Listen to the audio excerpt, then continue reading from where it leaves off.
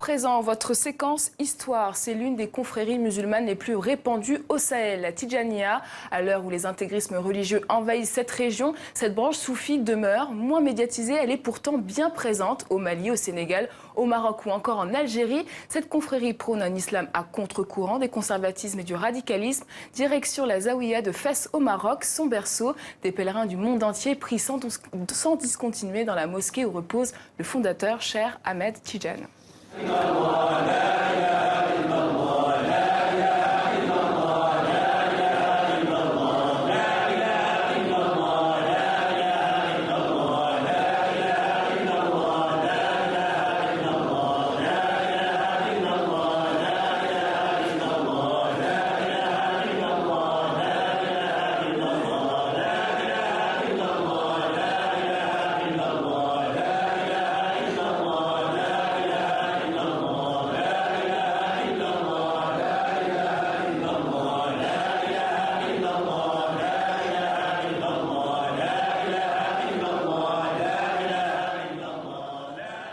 Avec nous, Slimane Zeguidour, qui s'est penché sur la question de Tidjaniya. Bonsoir Slimane. Bonsoir. Alors expliquez-nous, c'est quoi la Tidjaniya?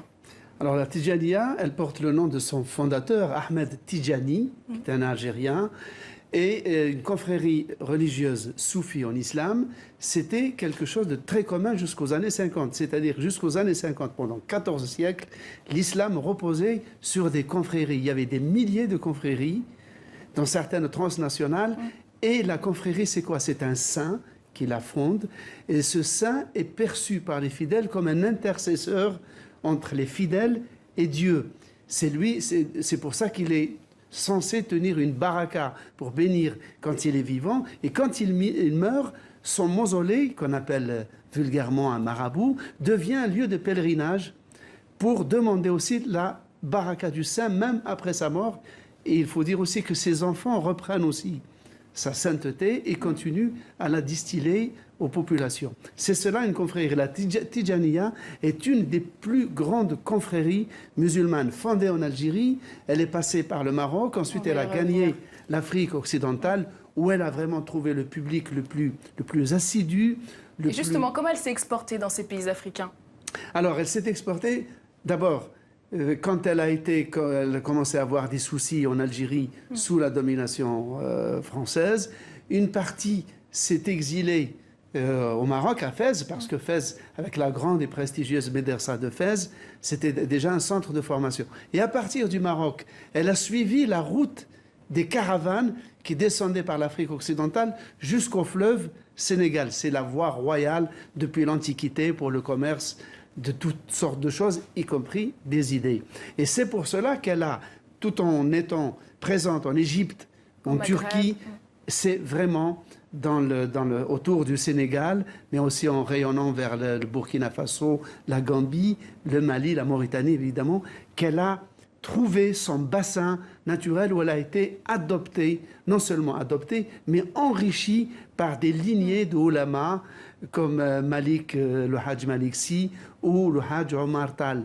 Il y a eu des lignées de très grands théologiens. Et pourquoi les confréries sont importantes en islam?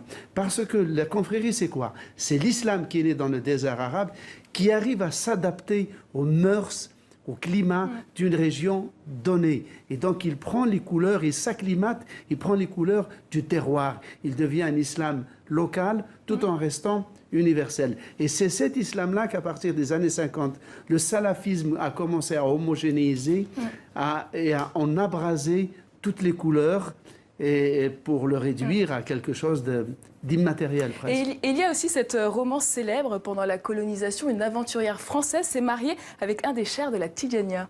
Oui, avec un des fils, un des enfants de Ahmed Tidjani, le fondateur dans la ville de Laghouat en Algérie. Effectivement, il l'a rencontré en France où il était plus ou moins en exil. Ils sont tombés amoureux. Ils sont revenus à Laghouat, très exactement à Ain Madi, qui est le berceau historique de la confrérie, et elle est devenue une maraboute. Elle était considérée, c'est comme si c'était la sainteté dont avait hérité son mari, s'était répandue sur elle, et elle était vénérée. Elle a créé des hospices, des écoles, des orphelinats, et quand son mari est mort, elle s'est remariée avec un autre de sa famille, et après elle est repartie en France où elle a été décorée, honorée, Légion étrangère, Légion d'honneur, et donc elle reste un personnage très populaire en Algérie, chez les musulmans, mais aussi dans son pays d'origine, la France. Et comment aujourd'hui la confrérie est-elle devenue un outil de soft power pour des pays comme l'Algérie ou encore le Maroc? Ah, exactement. C'est vrai que aussi bien Rabat qu'Alger, il y a une espèce de bras de fer feutré, tout en dentelle, sans surenchère verbale, pour utiliser cette confrérie comme un vecteur d'influence, de rapprochement, de tissage de réseau entre l'Afrique et le Maghreb. Le Maroc se flatte d'avoir la tombe à Fès, ce magnifique mausolée à Fès, et quand les notables tijanes de l'Afrique vont au Maroc, ils sont reçus au palais, soit par le roi, soit par un proche du roi. Donc, ils sont complètement honorés. L'Algérie, qui elle a le berceau, n'a pas la tombe, mais elle a le berceau, la zaouia, donc l'oratoire où la confrérie s'est développée, essaye d'utiliser ça comme un vecteur pour son influence, son soft power en Afrique. C'est ainsi qu'en 2006, l'Algérie a organisé un congrès international à La Guatte et à Ain Madi, où ils ont invité des religieux et des notables africains de 29 pays pour essayer de ressusciter le lien sentimental entre l'Algérie, entre la Guatte, Ain Madi, et le peuple de la confrérie tidjane, dont la majorité, bonne partie, se trouve au Sénégal. Est-ce que finalement l'expansion du Tidjania n'est pas une manière aujourd'hui, parmi tant d'autres, de faire obstacle à l'intégrisme religieux? Oui, comme je le disais tout à l'heure, l'islam des confréries est un islam ludique, est un islam qui est enraciné dans la culture populaire, dans les danses, dans la musique, dans le folklore, dans la mixité, non seulement hommes-femmes, mais mixité musulmans-non-musulmans.